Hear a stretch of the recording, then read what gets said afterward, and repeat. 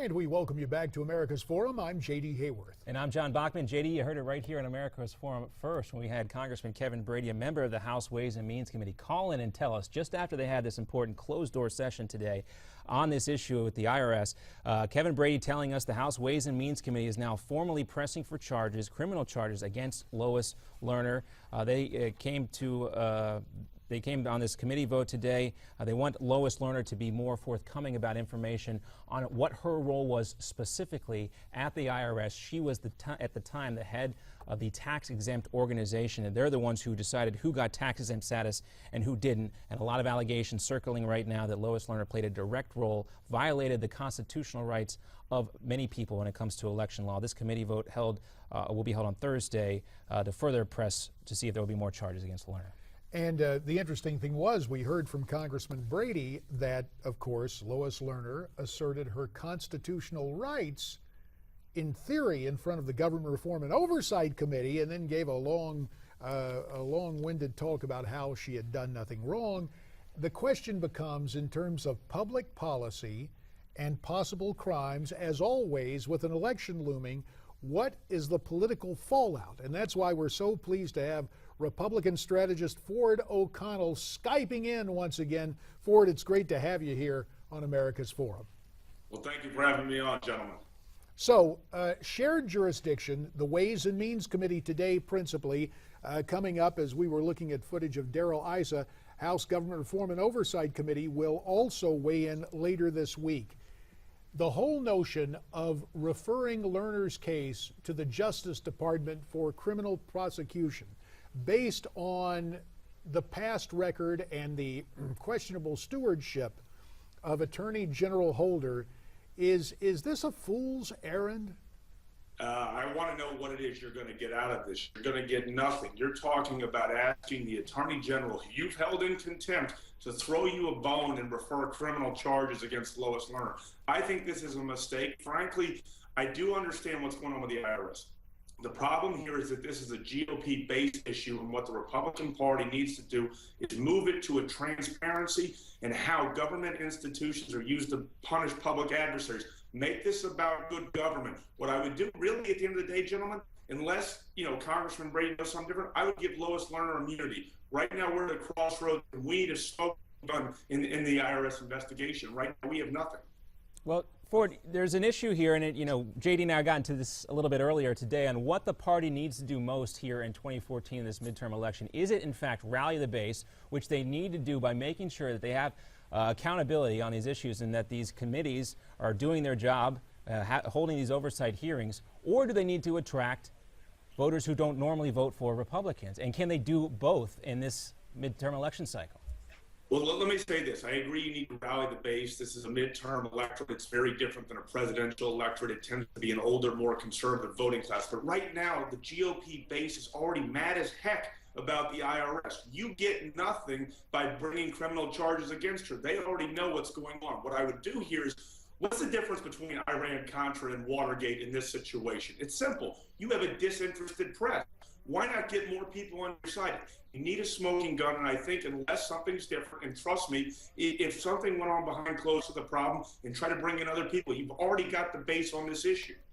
Well, I can appreciate the political perspective, but there is a little something called the Constitution of the United States and oversight, and when actions are taken that are in contempt of Congress, and it's not theoretical. When you raise your right hand to testify, if you are lying to Congress, that is a criminal offense. You also have the very practical problem, Ford, of if you grant immunity to Lois Lerner, do you really expect, given the culture of the Obama administration, that she'd start singing like a canary? Something tells me that she would clam up and the press would rejoice. The partisan press would say, oh, there are the Republicans again. It's like Charlie Brown and Lucy in the football.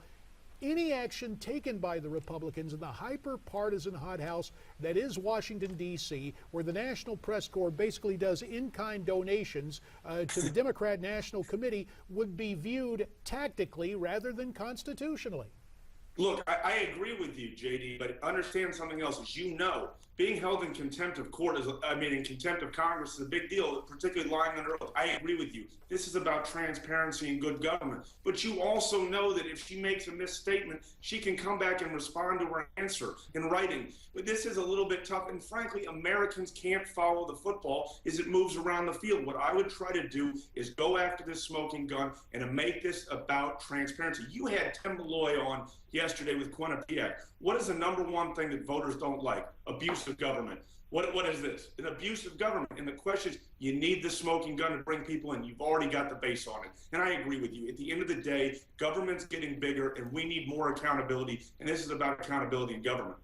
Now, Ford, there's no shortage of issues for these committees to take up. You got Benghazi, you got the IRS scandal, you got the issues of possible abuse of power, these executive orders by the president here. But does the message get a little bit diluted when we're hearing about so many committee hearings, contempt charges for Eric Holder, contempt charges for Lois Lerner, when really, you know, again, it sounds boring and back to the basics, but the number one issue for Americans are jobs and the economy. Is this distracting a little bit from the overall GOP message, do you think?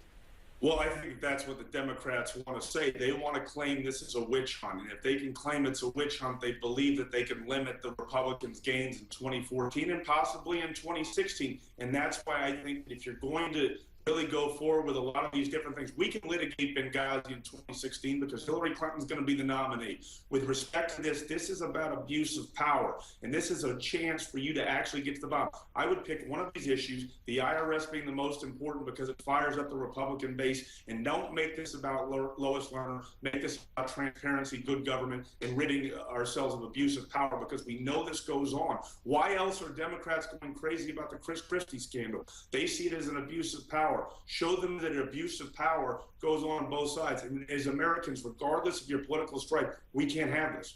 You mentioned a key number just a second ago, Ford, 2016. So let's shift a little bit, looking ahead to 2016. Over the weekend, former Florida Governor Jeb Bush, at the 25th anniversary of his father's presidency at the George H.W. Bush Library, called illegal immigration, breaking America's laws, in many cases an act of love, and he said Americans didn't need to get that riled up about it.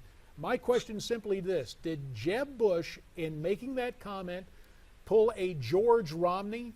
What happened to George Romney in '68 with his brainwashing comment? Will that rank with that when we look back at it in a few months? I think it's going to rank closer to Rick Perry and what he said about in-state tuition. It's been more than a decade since Jeb Bush competitively ran for office, and his comments show that. He led with his chin, and this is going to come back to really haunt him should he run. And right now, I think he's going to run. I get what he was trying to do. He was trying to have a discussion on immigration, and unfortunately he has to understand that there's two sides of this issue, and that is rule of law and sovereignty, and the fact we're dealing with people. And if you want to be president of the United States, you do have to win a Republican primary. The deal is to give yourself some wiggle room. So yes, this could very well hurt him. Ford, we very much appreciate your perspective. We look forward to getting together with you again. Thanks for Skyping in from New York today. We appreciate it. Thank you, gentlemen. Great to see you, Ford. It'll be interesting first trip that Jeb Bush makes to Iowa or New Hampshire to get some questions about that comment. It'll be very enlightening. A little litmus test. We'll be back with more here on America's Forum right after this.